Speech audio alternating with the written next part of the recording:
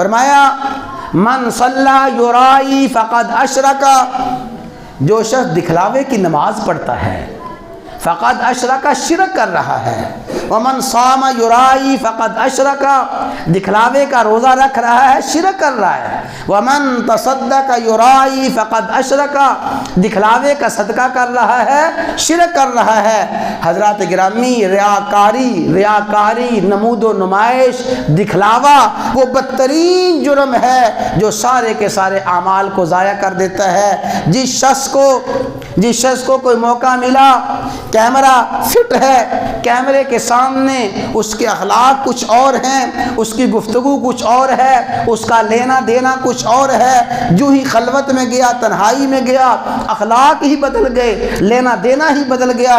حضرات، یہ صاحب کیمرے کے سامنے تو لاکھوں کا چیک تھمانے کے لیے تیار ہیں، خلوت میں کسی مستحق کو 10 روپے بھی دینے کے لیے تیار نہیں ہے۔ فرمایا جو دکھلاوا کرتا ہے، دکھلاوا اور ریاکاری، نمود و نمائش، وہ بدترین جرم ہے جو سارے کے سارے اعمال کو ضائع کر جاتا ہے۔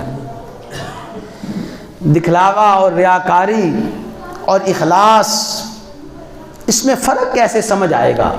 بس خلاصہ عرض کرتا ہوں، کیسے پتا چلے گا میری نماز ریاکاری کی ہے یا میری نماز اللہ کے لیے ہے؟ یہ میرا صدقہ اللہ کا ہے یا صدقہ ریاکاری کا ہے؟ سمجھ لیں، فرق کیسے پتا چلے گا؟ جب خلوت میں، تنہائی میں نیک اعمال کی کیفیت کچھ اور ہو، اور جلوت میں مجمع عام کے سامنے نیک اعمال کی کیفیت کچھ اور ہو، تو سمجھ جائیں ریاکاری کسے کہتے ہیں، اخلاص کسے کہتے ہیں۔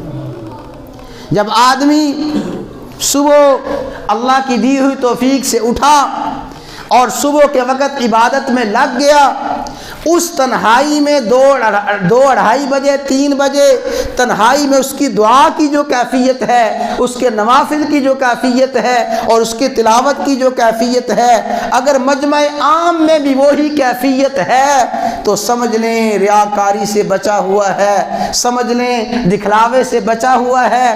اگر خلوت میں کچھ اور ہے، جلوت میں کچھ اور ہے، مجمع عام کے سامنے کچھ اور ہے، تنہائی میں کچھ اور ہے، گھر میں بیوی بچوں کے سامنے کچھ اور ہے، دوستوں کے سامنے کچھ اور ہے، کاروباری معاملات میں کچھ اور ہے، اور عام انفرادی معاملات میں کچھ اور ہے، تو ریاکاری اور دکھلاوا اور اخلاص اسی سے سمجھ آئے گا کہ خلوت اور جلوت ایک ہو، دکھلاوے سے بچا ہوا ہے، خلوت اور ہو، جلوت اور ہو، ریاکاری کا شکار ہے۔ حضرات گرامی، دکھلاوا اور ریاکاری وہ بدترین عمل ہے جو سارے کے سارے نیک اعمال کو ضائع کر دیتا ہے۔